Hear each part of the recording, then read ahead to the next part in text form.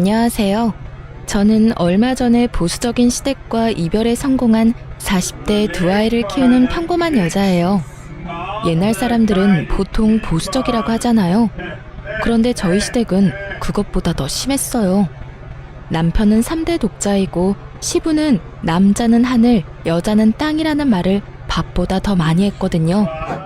이렇게 이야기하면 왜 그런 결혼을 했냐고들 해요. 그때는 시부보다 남편을 더 믿었기에 그런 선택을 했는데 그게 문제가 있었다는 걸 나중에 알게 됐죠. 저는 대학을 졸업하면서 일찌감치 창업을 해서 독립하게 된 경우였고 남편은 그 근처 중소기업에서 일하는 평범한 회사원이었어요. 제가 남편을 택한 이유는 딱 한 가지였어요. 상냥하고 부드럽고 폭력적이지 않다는 거요. 저의 친부는 술만 마시면 사람을 때리는 개차반 같은 인간이었거든요. 솔직히 지금도 입에 올리고 싶지도 않고 머리로 떠올리기도 싫어요. 그런 친부와 정반대의 사람이 남편이었어요. 무슨 일이든 트러블을 만들려고 하지 않았고 언제나 나긋나긋한 말투를 썼어요. 그렇지만 모든 사람이 완벽할 순 없잖아요. 남편도 문제가 있었어요. 줏대가 없다는 거였죠. 그렇지만 제가 남편 목만큼 뚝심이 있었으니 그때는 이마저도 괜찮다는 생각이 들었거든요. 이 사람과 결혼하면 내가 그리던 결혼 생활을 할 수 있을 거라고 생각했는데 그 생각은 시부를 만나고 바뀌었어요. 그래, 아가씨 부모님이 안 계신다고? 아가씨가 잘 알고 있겠지만 우리 아들이 워낙 귀한 손이야. 3대 독자야, 3대 독자. 그런데 아가씨처럼 부모 없는 여자한테 장가 간다는데 내가 기분이 좋을 리가 있겠소? 그리고 아가씨는 일도 하잖아. 자기 가게다 뭐다 말만 좋지 남편 아래로 알고 내줘도 못할 것 같은데 나는 이 결혼 반대야. 살다 일을 한다는 이유로 자기 아들이랑 결혼시키지 않고 싶다는 말을 들을 줄이야. 지금도 그렇지만 당시에도 맞벌이가 많았거든요. 그렇다고 남편이 돈을 잘 벌어서 제가 안 벌어도 되는 것도 아니고 중소기업 다니는 아들이 뭐가 그렇게 잘났는지 일도 안 하고 내조나 하라는 말을 들으니 당황했죠. 게다가 그 고압적인 자세가 저희 친부를 닮아 있어서 저도 기분이 팍 상했어요. 그러면 어쩔 수 없네요. 죽은 부모를 되살려올 수도 없고 제가 일으킨 가게를 접을 생각도 없으니 여기서 갈라지는 수밖에요. 그렇게 시부모를 뵈러 간 자리에서 저는 그렇게 말하고 돌아왔어요. 남편이 쫓아와서 제게 다시 한번 생각해보라며 애원을 하더라고요. 이 남자 생각하면 결혼하는 게 나쁘지 않은데 그 시부를 보고 살 생각을 하니 선뜻 내키지가 않았어요. 원래 부모가 싫어하는 결혼은 하는 거 아니라잖아. 일단 생각 좀 해보자. 그렇게 말하고 돌아왔는데 며칠 뒤 저는 그 말을 번복해야 했어요. 속이 안 좋고 울렁거리더니 생리를 하지 않더라고요. 워낙 불규칙적이라 애가 생겼을 거라고는 생각도 못했는데 산부인과에 가보니 이미 8주였어요. 아이의 심장이 뛰고 있더군요. 그 길로 남편을 찾아가 말했어요. 애가 생겼다고요. 남편은 뛸 듯이 좋아했어요. 자기가 아빠가 된다는 것도 저와의 결혼이 어떻게든 이루어질 수밖에 없다는 것도 그 사람에게는 모두 좋은 일이었던 것 같아요. 그렇게 20주째 되는 날 시댁에 다시 갔어요. 아버지, 저 이 사람하고 무조건 결혼할 겁니다. 이 사람 제 아이 가졌어요. 그것도 건강한 아들이에요. 제가 임신을 했다는 말에 시부의 눈이 동그래지더니 아들을 가졌다는 말에는 크게 한박웃음을 짓더군요. 아들? 진짜 아들 맞다고 하던? 네, 16주에 이미 아들인 거 확인했고 여기 오기 전에 한 번 더 확인했어요. 아들이 확실하답니다. 그러니까 저희 결혼 허락해 주세요. 제 손을 꼭 잡은 남편을 지그시 보던 시부가 고개를 끄덕이더군요. 손 귀한 집안의 아들을 먼저 안겨주다니 이 결혼을 허락 못할 것도 없지. 내가 저번에 그렇게 말한 건 너무 마음에 담아두지 말거라. 늙으면 이래저래 걱정이 많은 법이야. 안면몰수한 시부의 상냥한 척에 저도 웃는 척하며 말했죠. 네, 걱정하지 마세요. 마음에 담아두지는 않을 테니까요. 그래, 아가 너는 당분간 우리 손주 안 아프게 출산에만 힘쓰도록 해라.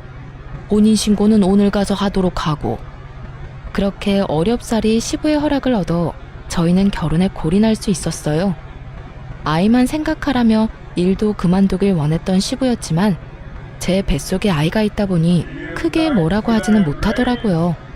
스트레스 받아서 애가 어떻게 될지 모른다고 얼마나 조심하는지. 그때가 제 결혼 기간 중 제일 스트레스 덜 받았던 때였을 거예요. 당시 제 가게는 안정적인 수입을 창출하고 있었고 돈도 꽤 벌고 있었어요. 남편 수입보다 더 많은 순수익을 벌어들였으니 생각보다 꽤 괜찮은 편에 속했죠. 그래서 가게를 그만둘 생각은 눈꼽만큼도 없었어요. 이걸 어떻게든 잘 키워서 돈을 더 벌어서 모아야겠다는 생각뿐이었죠. 아이를 낳았을 때도 아기 없고 가게에서 계산대를 지켰어요. 저 대신 일해줄 직원 한 명 뽑고 저는 아이를 안고 가게를 지켰어요. 장사하는 사람에게 육아휴직 같은 게 있을 리 없잖아요. 남편이 육아휴직을 쓸 수 있는 것도 아니어서 일도 육아도 모두 오로지 제 몫이었어요. 그래도 그게 힘들다고 생각한 적 없었어요. 아기는 아기대로 이쁘고 가게는 가게대로 좋았으니까요. 30대 중후반 치고는 건강했던 몸도 한몫하긴 했죠. 체력이 웬만한 여자들보다는 좋았으니까요. 그렇게 아이가 돌잔치를 할 무렵에는 어린이집을 보낼 생각으로 여기저기 알아보고 있었어요. 그런데 돌잔치하러 올라온 시부가 제게 그러더군요. 아가, 우리 손주 데리고 일주일에 3일 정도는 시댁에 내려오거라. 어차피 요새 일도 없을 거 아니냐. 아버님, 주말은 제가 시간이 없어요. 평일은 아기도 어린이집 가야 하고요. 어린이집이라는 이야기에 시부가 깜짝 놀라더군요. 또 이 어린애를 어린이집에 보낸다고? 1살밖에 안 된 애를? 정신이 있는 거냐? 우리 귀한 장손 어린이집 보냈다가 병이라도 올마오면 어떡하려고 그러냐? 그만둬. 그리고 너도 일 그만두고 애나 봐라. 그 가게 그것도 정리하고. 애비가 벌어오는 돈만으로도 충분해. 아버님, 무슨 걱정하시는 건지는 알겠는데요. 저희 맞벌이 아니면 생활비가 안 돼요. 애가 생겨서 돈 들 곳도 많은데 가게까지 없으면 정말로 저희 아무것도 못해요. 네가 아꼈으면 될 일이야. 아무렇게나 돈 펑펑 쓰니까 돈이 모자라다고 하지. 아껴서 필요한 데만 쓰면 돈이 왜 없겠어? 시부는 전혀 모르고 있더군요. 자기 아들이 얼마를 버는지. 그리고 며느리가 그보다 얼마나 더 많이 버는지도요. 그렇다고 시부 앞에서 남편 기죽이고 싶지는 않았어요. 그리고 너 가게 일 바쁘다고 내줘도 못하고 그러는 거 내가 다 알고 있어. 우리 아들이 얼마나 귀한 아들인데. 아침 저녁 꼬박꼬박 해먹이고 안 아프도록 집에는 신경 안 쓰도록 해줘야 한다고. 가만 보니 요새 전화할 때마다 골골대는데 그거 너한테도 문제가 있는 거 아니냐? 네가 내조를 잘하면 애가 아플 일이 있겠어? 정말 억울했어요. 남편이 여름 감기에 걸린 이유는 일 마치고 집에 와서 에어컨 바로 아래서 컴퓨터 게임을 하느라 그런 거였거든요. 애를 봐줬거나 집안일을 하느라 그런 것도 아닌데 그걸 제 탓으로 몰아가는 시부에게 화도 났죠. 저는 시부의 그런 모습에 남편을 시부 옆에 세워두고 애 분유 먹여야 한다는 이유로 아이와 함께 밖으로 나갔어요. 시부 잔소리를 듣기 싫을 때마다 이런 방법으로 그 자리를 회피하곤 했어요. 시부는 제게 하루에 한 번 전화해서 일을 그만두라며 강요하기 시작했어요. 그 스트레스가 극에 달할 때쯤 시부에게서 연락이 뚝 끊겼어요. 왜인지는 모르겠지만 먼저 연락하고 싶지는 않았어요. 이대로 아무 연락 없었으면 좋겠다는 생각으로 오랜만에 편안한 마음으로 일을 하고 돌아왔는데 남편이 제게 잠깐 할 이야기가 있다고 하더군요. 왜 그래? 얼굴이 안 좋은데? 무슨 일 있어?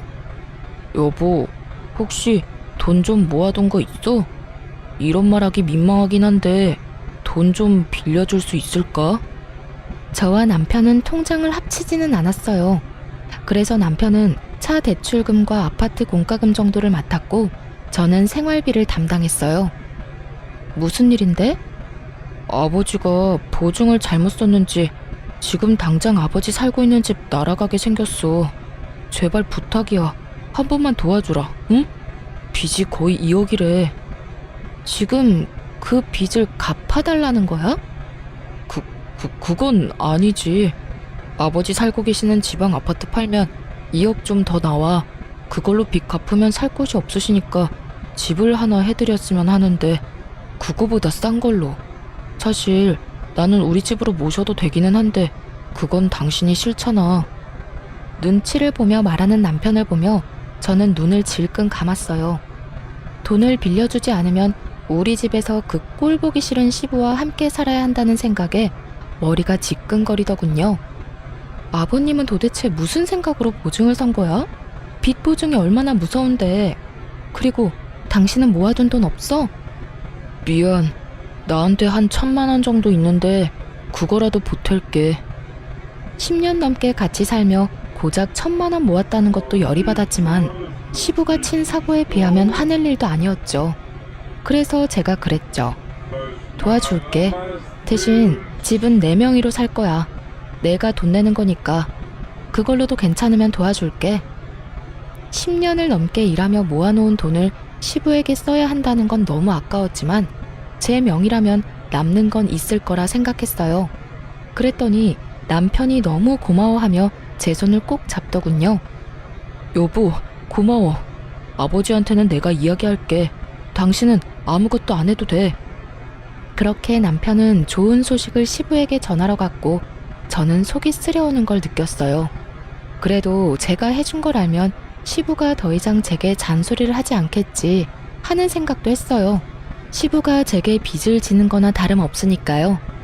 그렇게 시부가 아파트를 팔아 친구의 빚을 갚고 저는 그 사이에 봐두었던 2억짜리 집을 계약했어요. 그리고 새 집으로 이사 들어가는 날 모른 척하고 있기도 뭐해서 남편과 함께 이사를 도와주러 갔어요. 그런데 시부가 저를 보더니 또 잔소리를 하더군요.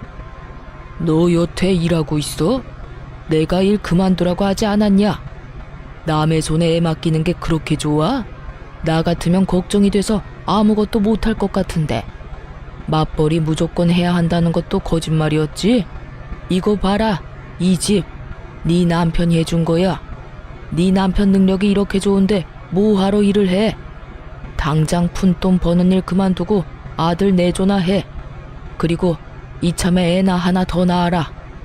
빚보증 잘못 써서 평생 일군 집 한 채 다 날린 시부가 집 사준 사람한테 푼돈 그만 벌고 애나 낳으라는 말을 들으니 순간 머리가 획 돌더라고요. 아버님, 말씀을 어떻게 그렇게 하세요? 이 집에 이사하게 된 게 누구 때문인지 잊지는 않으셨죠? 그리고 잘 모르시는 것 같은데 이 집 제 명의로 제 돈 주고 산 집이거든요? 한 번만 더 남편 내조해라 일 그만두라 말씀하시면 저 지금 당장 이 집 팔아버릴 거예요. 제 말에 시부가 깜짝 놀란 얼굴이 되더니 급기야 울그락불그락 씩씩대기 시작했어요. 애비야, 이게 다 무슨 말이냐? 너 이 집 네 돈으로 산 집이라고 하지 않았어? 그런데 애미가 왜 저런 소리를 하는 거야? 아버지, 그게요. 실은 저도 돈을 조금 보태기는 했어요. 그리고 제가 언제 제 돈이라고 했어요. 제가 모은 돈에 아내가 모은 돈 합해서 드리는 거라고 했잖아요. 네가 보탠 돈이 얼마야? 1,000만 원이요. 남편 대답에 시부가 이마를 짚더니 그 자리에서 한숨을 푹푹 내쉬며 남편에게 그러더군요. 너 지금 당장 나 따라 들어와. 시부가 귀신 같은 얼굴로 말하자 남편놈 얼굴이 완전 울상이 되더군요. 벌벌 기며 시부에게 변명하는 남편을 보니 이게 무슨 상황인지 감이 왔어요. 남편에 부딪히고 싶지 않은 성격은 시부와의 트러블을 피하고 싶은 마음에서 오는 거였더라고요. 그러니 이번에도 이야기할 때 와이프 돈이라고 하면 시부가 화낼 것 같으니 적당히 자기 돈을 더 많이 내고 아내는 조금 보탰다고 이런 식으로 이야기한 거였더라고요. 시부는 그 말을 철석같이 믿고 이만한 돈을 마련한 아들의 능력을 높이 사서 저한테 이걸 빌미로 일을 그만두라고 잔소리한 거고요. 자기가 잘못은 했지만 아들이 그만큼 만회하고 있으니 저한테 큰 소리 치고 싶었던 모양이었어요. 이번에 시부가 체면을 구겼으니 저 보기가 좀 꺼려졌을 테니까요. 그런 와중에 오히려 저한테 더 큰 소리 치고 싶었던 건지도 모르죠. 그런다고 이미 망한 이미지가 되살아나는 것도 아니고 빚보증 섰던 게 없던 일이 되는 것도 아닌데 말이죠.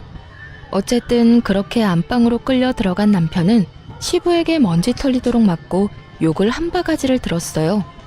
근데 웃긴 건 시부가 나한테 무례하게 군 건데 애먼 남편 놈만 혼내고 저한테는 사과 하나 없던 점이었어요. 그래도 저는 이해했어요.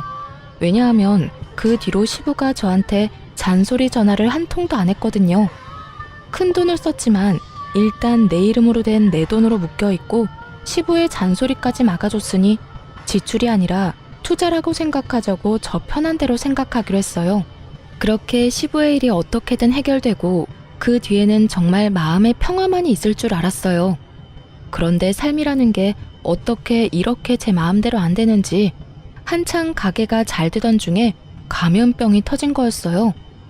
대한민국 자영업자들의 무덤을 만들던 그 질병은 저희 가게도 휩쓸었어요. 동네 손님 위주의 배달을 하지 않던 저희 가게는 그야말로 매출이 직각으로 추락하기 시작했어요. 아니, 추락이 아니라 터진 직후에는 0이었죠. 가게를 접어야 하는 게 아닌가 고민을 해야 할 정도였어요. 직원들도 모두 내보내야 했어요. 그래도 배달을 적극 활용하면서 조금이나마 입에 풀칠은 할 수 있게 됐어요. 그렇지만 나가는 돈이 있으니 그 정도 벌어서는 벌어들이는 순수익이 없었어요. 팔아도 적자를 면하지 못하는 상황이었죠. 모아둔 돈이라도 수중에 있었다면 차라리 싹 다 접고 새로 시작할 생각을 할 수도 있었겠지만 모아둔 돈을 시부집 사느라 다 썼으니 남은 것도 없었어요. 여보, 가게 지금 너무 어려워. 혹시 모아놓은 돈 있으면 좀 빌려줄 수 있어? 오, 나 모아둔 돈 없는데 그만큼 힘들어? 당분간은 당신 월급으로 생활비까지 해야 할 것 같은데. 내 월급에서? 그 부분에서 남편이 아주 크게 놀라더군요. 솔직히 남편 반응에 실망이 컸어요. 제가 힘들다고 하면 당연히 저를 도와줄 거라고 생각했거든요. 돈을 빌려주지는 못하더라도 같이 고민해주진 않을까 생각했는데 자기 월급에서 생활비 써야 한다니 그제야 놀라는 걸 보니 이 사람은 내 가게가 망하든 말든 상관없구나 하는 생각이 들었거든요. 그런데 그게 아니었어요. 남편은 저를 생각해줄 만큼 형편이 좋지 않았더라고요. 여보, 사실은 나 돈 진짜 한 푼도 없어. 지금 들어오는 월급도 대출로 다 나가고 있는 실정이라. 무슨 대출? 신용대출? 대출을 왜 받았어? 이때까지 내가 생활비 다 부담해서 당신 돈 쓸 일도 없었을 텐데. 그게 나도 생활비 좀 벌어보려고 코인 했거든. 코인이라는 말에 순간 눈앞이 캄캄해지더군요. 코인의 마지막이 대박인 사람이 그리 많지 않잖아요. 이 말을 이 최악의 순간에 들으니 마치 지독한 악몽을 꾸고 있는 기분이 들었어요. 대출 받아서 코인 했으면 다 빼면 되잖아. 손 털고 나오면 그만 아냐? 제발 별거 아니었으면 하는 마음에 가볍게 말해봤는데 남편 얼굴 표정은 별거 아닌 얼굴이 아니었어요. 잔뜩 눈치를 보는 그 표정을 제가 모를 수가 없었죠. 사고를 치기는 쳤구나. 그 생각부터 들었어요. 그래서 다그쳤죠. 설마 마이너스야? 얼마나 마이너스인데? 대출을 왜 받은 건데? 있는 돈으로 한 거 아니었어? 그게 대출을 여러 군데 받았어. 차 담보로 대출 받고 또 있지? 그게 집 담보로 대출도 받고. 뭐? 집은 공동명의인데 무슨 대출이야. 내 허락 없이 대출 못하잖아. 그게 대출한 곳이 내가 아는 사람이 일하는 곳이었거든. 물어보니까 가능할 수도 있다고 해서 했는데 되더라고. 당신이 알면 당연히 못하게 할 것 같아서 그래서 그거 받아서 코인했는데 처음에는 맹세코 진짜 수익률 좋았어. 당장 대출 다 갚을 수 있을 줄 알았는데 점점 안 좋아지더니 수익이 지금은 많이 마이너스라서 그냥 두고 올라올 때쯤 파는 게 낫지 않을까 하고. 미쳤어. 정신 나갔냐고. 지금 우리 생활비 당신 월급으로 다 충당해야 돼. 그런데 그 돈으로 대출 갚으면 우리는 무슨 돈으로 먹고 살아? 지금 당장 다음 달 나가야 할 돈도 어마어마한데 당신까지 나 이렇게 힘들게 만들 거야? 나라고 나쁜 생각으로 그랬겠어? 나도 당신한테 도움되려고 그런 건데 애 크면 돈도 필요할 것 같고 일 그만둬도 용돈벌이 정도는 할 수 있을 것 같아서. 재수없는 소리 하지 마. 당신 일을 왜 그만둬? 지금 당신 일 그만두면 우리 다 망하는 거 알지? 허튼 생각하지 말고 회사에 딱 붙어 있어.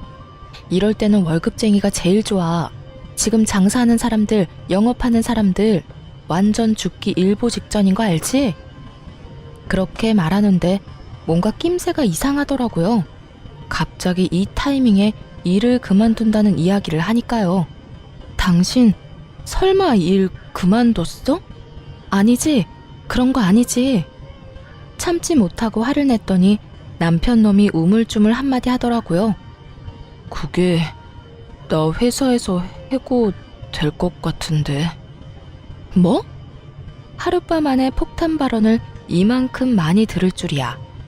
정말 가슴이 너무 두근거리는 것이 심장마비가 올 것처럼 가슴이 꽉 막힌 것처럼 아프더라고요.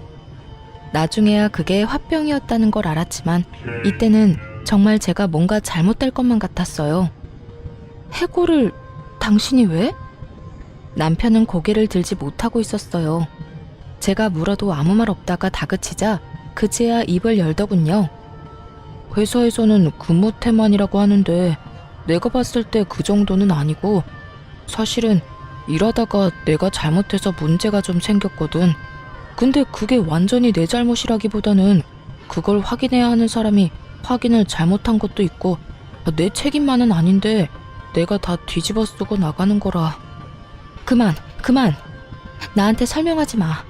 더 들으면 진짜 졸도할 것 같으니까. 그러니까 해고를 당한 거야? 아니면 곧 해고를 당한다는 거야? 일단 이달 말까지 일하고 나오지 말라고. 며칠 남지 않았더라고요. 말일까지. 미쳤어. 가게가 망해가는 걸 보면서도 그런 짓을 저질러? 이제 어떡할 거야? 우리 지금 집도 반은 날아갔고 차도 대출금 못 갚으면 날아가는 거야. 무슨 정신으로 이런 미친 짓을 저질렀어? 내가 힘들면 당신이라도 버텼어야지. 해결 방법이 왜 없어? 나한테 다 방법이 있어. 우리 아버지 계신 곳으로 내려가자. 거기 내 고향이잖아. 친구가 일자리 소개시켜준대. 지금보다 월급도 훨씬 괜찮고 우리 사는 집 팔고 나면 매매금의 반은 건질 수 있을 테니까 그걸로 자기 거기서 가게 하면 되고, 살 곳은 어차피 아버지 집이 당신 명이니까 거기서 살면 되잖아. 나더러 지금 합가하라고 하는 거야? 멀쩡한 집 반토막 내놓은 주제에 나더러 내 집에서 식모살이 하라고? 여보, 너무 그렇게 생각하지 말고 우리 같이 가보자. 가서 결정해도 늦지 않아. 아니, 왜 내가 여길 놔두고 거기를 가? 생각할 것도 없다니까? 그러지 말고 냉정하게 생각 좀 해봐. 냉정하게 생각했어. 그러니까 안 간다고. 거기서 시아버지랑 같이 살 생각 절대 없어. 그리고 그 집 평수가 6사람이 살 수 있는 평수야? 애들 데리고 어떻게 거길 들어가? 그럼 여기서 망할 거야? 여보, 한 번만, 딱 한 번만 갔다 오자. 응? 아니, 그냥 나들이 간다 생각하고 가. 알았지? 결국 그 주의 주말에 남편은 억지로 저를 데리고 시댁으로 향했어요.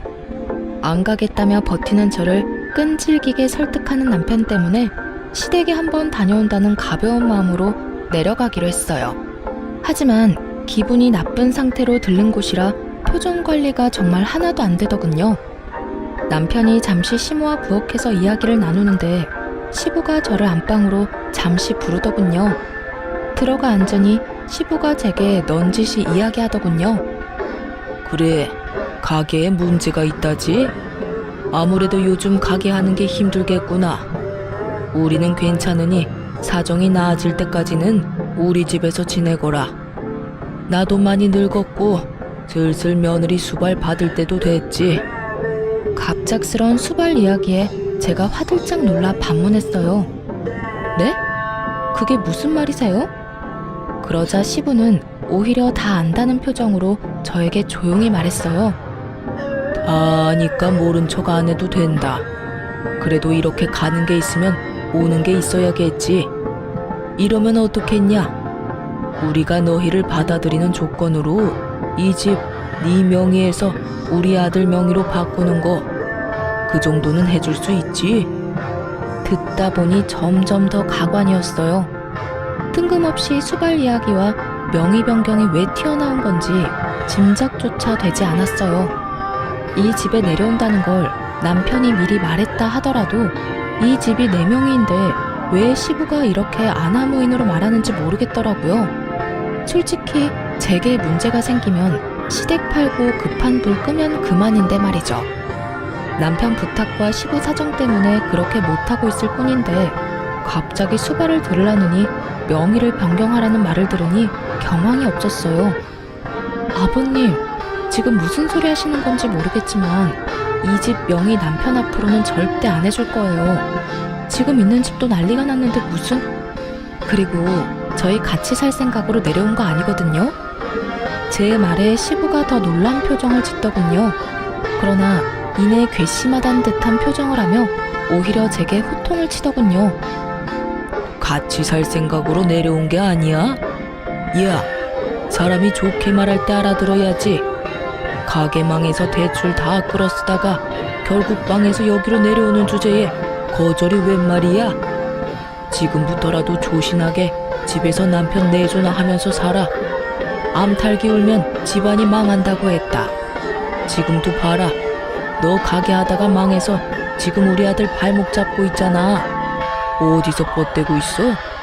네가 뭐가 그렇게 잘났냐? 뭐가 잘나서 남편도 모자라 시아버지를 아래로 봐? 호통 소리에 남편과 시모가 안방으로 허겁지겁 들어오더군요. 저는 이 상황이 이해가 되질 않았어요. 시부가 왜 저한테 이런 말을 하는지 이해도 안 갔고요. 마치 제가 잘못해서 여기 온 것처럼 이야기를 하니까요. 가게가 망해가고 있기는 하지만 완전히 망한 것도 아니고 분명히 남편에게 여기 올 생각 없다고 말했는데 시부는 제가 여기 올 것을 전제로 이야기를 하더군요. 네가 우리 아들 앞길 막은 거 생각하면 이 집을 우리 아들한테 주고서라도 사죄를 해야지. 뭐가 그렇게 잘났어? 이 집 사주고 이게 온전히 네 거라고 생각하면 곤란하지. 네가 일을 했을 때라면 몰라도 지금은 돈도 다 떨어졌고 내 아들 앞날 막은 것만으로도 이 집은 네 것이 아니라 내 아들 거라고 해도 과언이 아니지. 가만 보니 제가 남편이 한 짓을 모조리 뒤집어 쓰고 있더군요. 저는 어이가 없어서 웃음밖에 안 나왔어요. 시부 말을 요약해보면 내가 내 돈으로 이 집을 샀지만 내가 사고를 쳤으니까 이 집에 대한 권리는 이제 더 이상 내게는 없다는 걸 말해주고 싶은 모양이었어요. 이게 사실이라면 그렇겠지만 이 모든 게 사실이 아니잖아요. 저는 중간에 뛰쳐들어온 남편놈 얼굴을 삐딱하게 바라봤어요. 이게 무슨 일인가 눈치만 살피고 있더군요.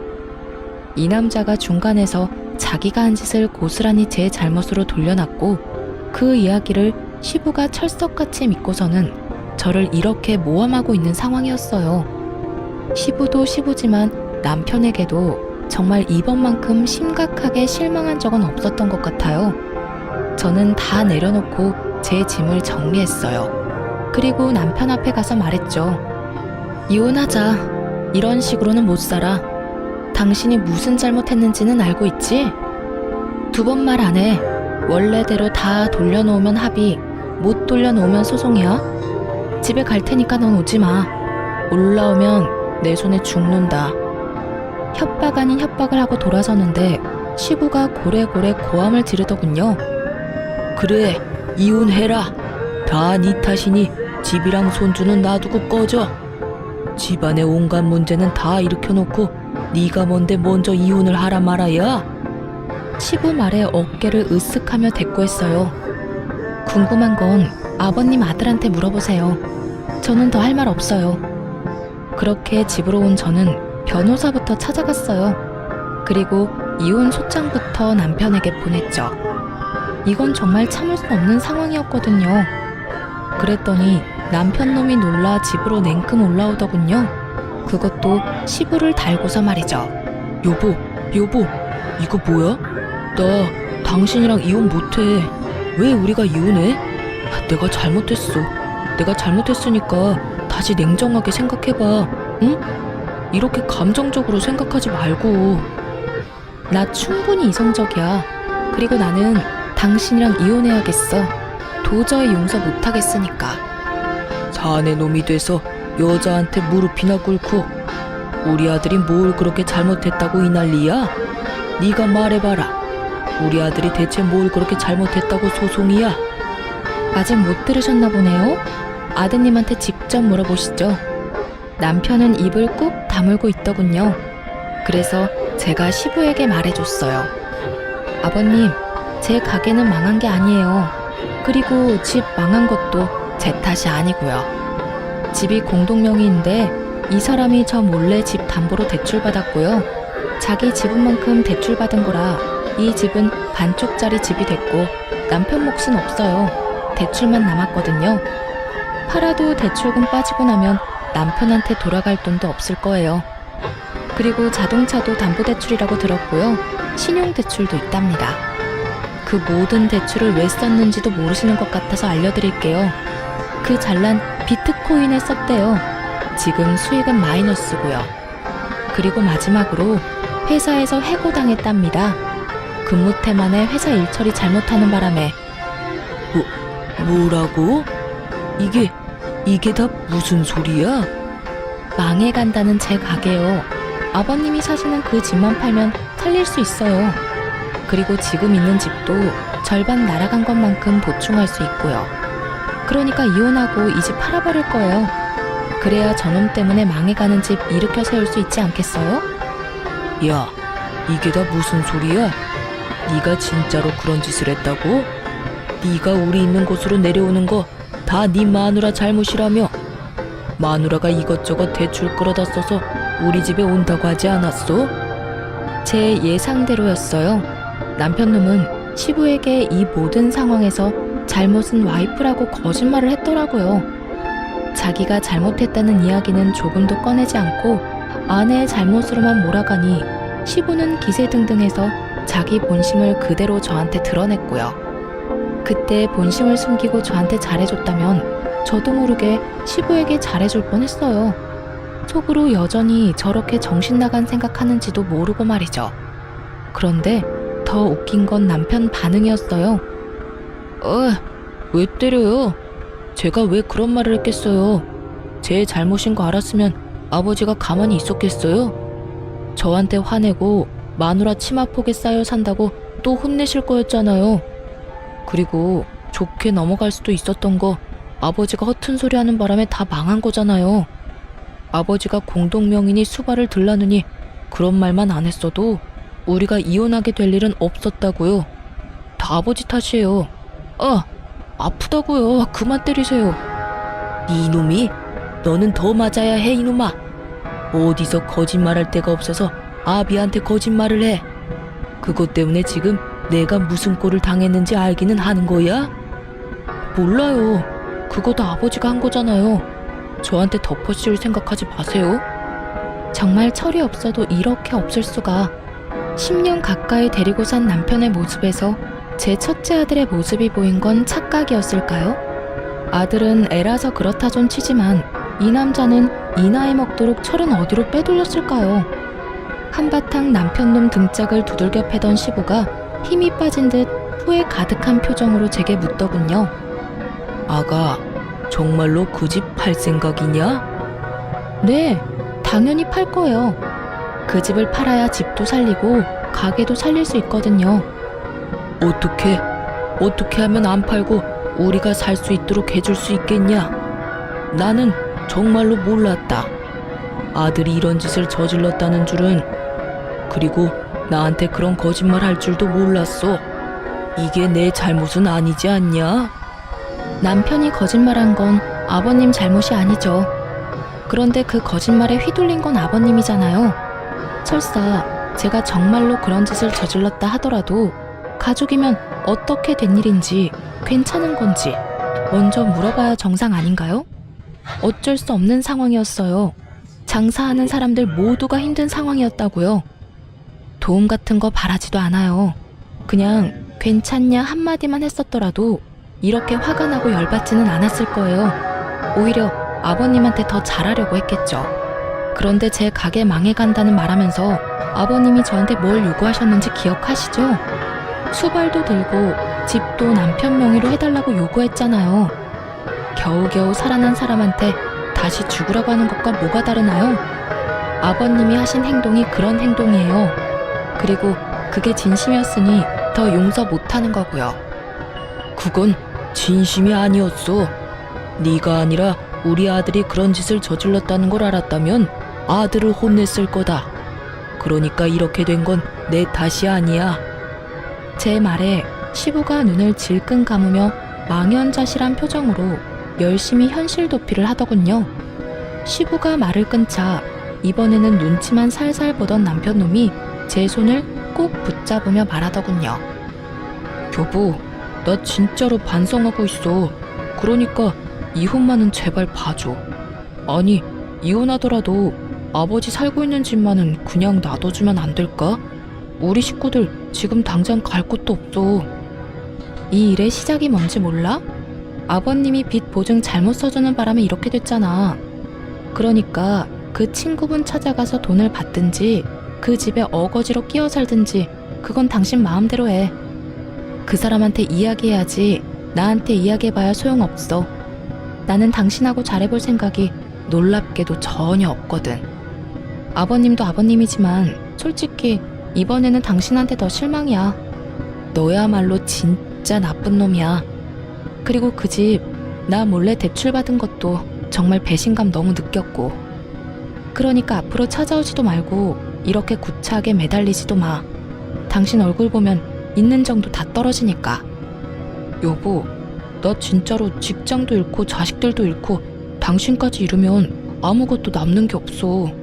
내가 불쌍하지도 않아? 다시 한 번만 생각해줘. 직장은 당신 고향에서 다닌다며. 친구가 소개해줬다고 하지 않았어? 그리고 당신이 왜 불쌍해? 이렇게 일을 크게 만든 게 모두 당신 때문인데 뭐가 불쌍해? 그게 소개시켜준다는 것도 다 거짓말이었어. 집이랑 가게 다 팔고 오면 돈이 좀 남으니까. 그 돈으로 여기서 당신 장사하고 나도 장사하는 거 도울 생각이었어. 그런데 일이 이렇게 될 줄은 몰랐지. 아버지가 그런 말도 안 되는 요구할 줄 정말 나는 몰랐어. 아버지하고 전혀 그런 이야기 한 적도 없고. 그래, 아버님이 그런 말 한 거는 아버님하고 이야기해야 하는 게 맞지. 그러니까 당신이 저지른 짓을 모조리 내가 잘못했다고 뒤집어 씌운 거에 대해서는 너랑 이야기해야 하는 거지. 솔직히 평생을 살면서 이렇게까지 인간에게 실망해 본 적이 처음이거든? 그러니까 딱 한 가지만 물어볼게. 도대체 무슨 생각으로 다 내가 잘못한 거라고 말하고 다닌 거야? 내가 싫었어? 같이 살기 싫었니? 그러면 그냥 이야기를 하지 그랬어. 조용히 이혼해줬을 텐데 꼭 이렇게 사건을 만들어서 시끄럽게 해야 했어? 여보, 내 의도는 정말로 그런 게 아니었고 모든 게 오해였잖아. 풀면 다 해결될 수 있는 오해. 오해는 무슨? 이런 게 뭔 줄 알아? 다 알고 엿먹인 거야. 당신이 나한테. 그리고 오해? 오해라고 하기에는 너무 의도가 뻔하지 않아? 얼렁뚱땅 넘어가려고 생각하지 마. 나는 이제 당신이 그 어떤 말을 해도 믿지를 못해. 믿을 생각도 없고.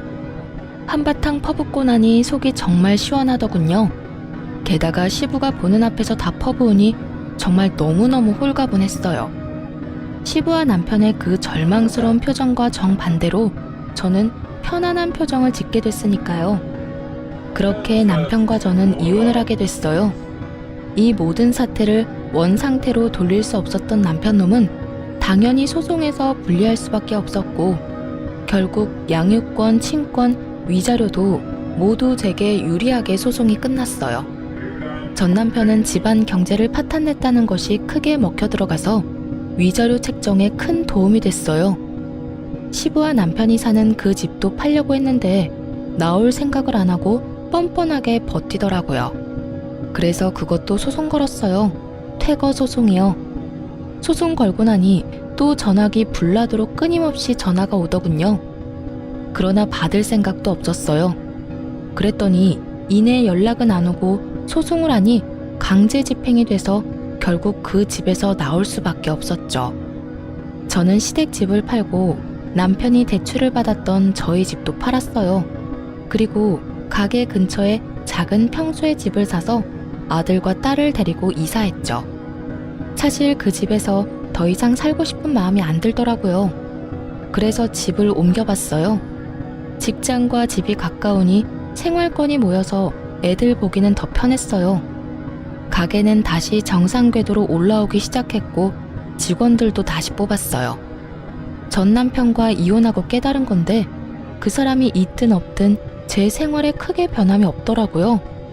그만큼 그 사람은 가족으로서 집안일에 어떤 식으로도 관여하지 않았던 걸 이혼하고 나서야 깨달았어요. 그렇게 일하고 아이들 키우느라 바쁘게 보내면서 전 남편과 시부가 어떻게 지내는지는 알 시간도 없었어요. 그런데 하루는 가게에 찾아온 의외의 손님에게서 그 사람들 소식을 들을 수 있었어요. 그 손님은 바로 전 시어머니였어요. 시모와는 좋은 사이도 그렇다고 나쁜 사이도 아니었어요. 사실 그때는 저도 시모도 여유가 없었던 것 같아요. 시모는 시부의 등살에 밀려 입도 뻥끗 못하고 죽어 지냈고 저는 저대로 시부가 싫어 시댁에 자주 들리지 않으니 시모와 대화를 나눌 시간도 없었고요.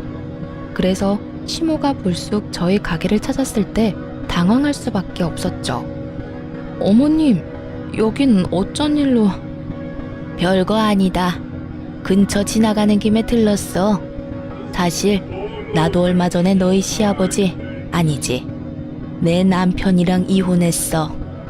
이렇게 다 늙어서 무슨 이혼이냐고 그렇게 말하는 사람들도 많은데 도저히 참을 수가 없어서 이혼했다.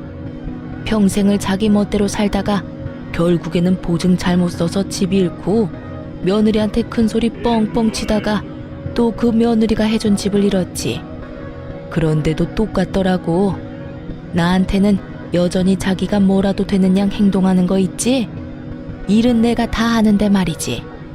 들어보니 처음에는 시모가 허드렛 일을 하며 두 사람을 먹여 살린 모양이었어요.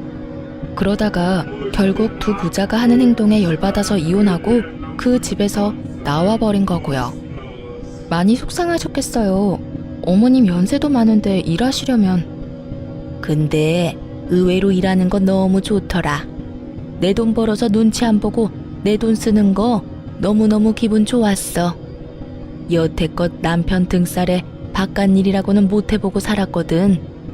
매번 남편이 주는 돈으로 아껴가며 생활하고 모자라면 친정에 빌려 쓰고 돈 생기면 갚고 그런 생활을 오랫동안 해왔어. 그러다 보니 돈을 쓸 때마다 눈치가 보이더라고. 근데 이제 그런 거 없이 원하는 대로 쓸 수 있으니까 너무 좋았지. 그럼 어머님은 아예 따로 사시는 건가요? 그래. 속 답답해서 같이 못 살겠더라고. 자식놈은 대출도 못 갚으면서 집안에서 탱자탱자 놀기 바쁘고 남편놈은 예전처럼 어디 가서 거물 흉내 내고 싶어서 환장을 했지. 그런데 집도 없고 돈도 없는데 흉내를 내고 싶어도 안 되는 거야. 얼마 전에는 아무것도 없어서 기초생활수급자 신청까지 했어. 그것도 나한테 시키더라. 동네 소문난다고.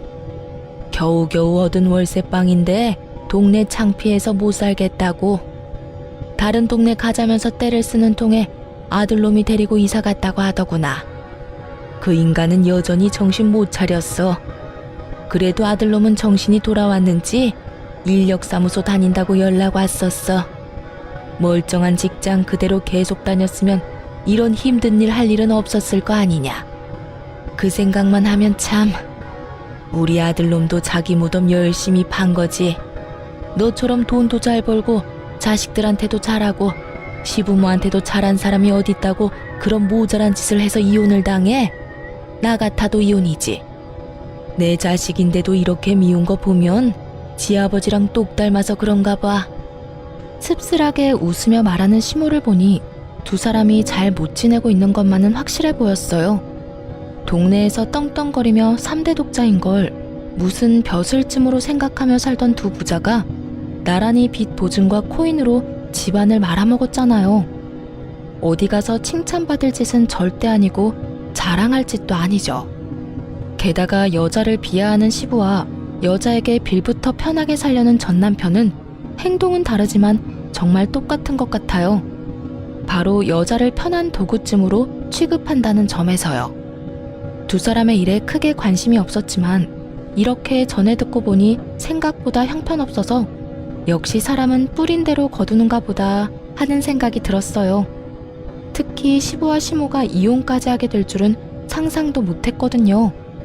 하지만 시부의 헛짓거리에 결국 곁에 있던 사람들이 모두 떨어져 나갈 수밖에 없었죠. 제가 키우는 아이들이 저런 사람들처럼 되지 않도록 최선을 다해 키워야겠다는 다짐을 하게 된 날이었어요. 시부가 마음을 곱게 썼으면 말이죠. 늙어서도 대접받으며 살았을 거예요. 모든 사람들이 그렇듯 좋은 사람에게는 정말로 좋은 대접을 해주고 싶으니까요. 하지만 악독하게 마음을 쓰니 결국은 끝이 좋지 못한 거예요. 자기 팔자 자기가 꼬았다는 거죠. 저도 잊고 살려고 하고 있었는데 우연히 시모를 만나고서 기억이 촘촘히 떠오르더군요. 이런 시부모가 아직도 있나 하는 생각으로 제 사연을 써봤는데 어떠셨나요? 쓰다 보니 길어졌네요. 지금까지 저와 함께 해주셔서